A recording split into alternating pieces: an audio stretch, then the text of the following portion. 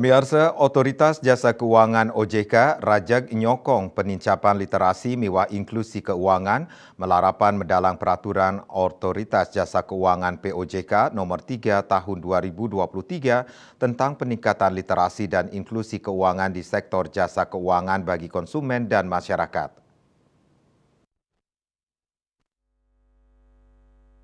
Kepala OJK Regional 8 Bali Nusra, Kristianti Pujirayu Wadarang, POJK nomor 3, Warsa Kalitali Tigang Likur, wantah ngelanturang Undang-Undang nomor 4 tahun 2023 tentang pengembangan dan penguatan sektor keuangan sebagai upaya preventif dari perlindungan konsumen dan masyarakat. Kebausang taler perlindungan konsumen sane becik pacang mapikolih majeng angga usaha jasa keuangan POJK santukan side ngerauhin konsumen sane cerdas berkualitas mawasana ring tingkat inklusi saha literasi keuangan ring Indonesia.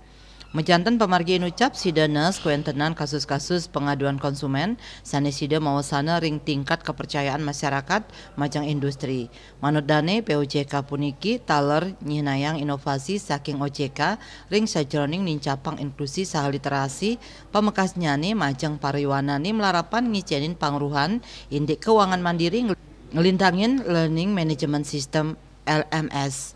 Ring kuentenan LMS inucap kaaptiang pangruhan indik keuangan sida sayan katincapang saha kalimbakang. Bisnis Bali nguningaya.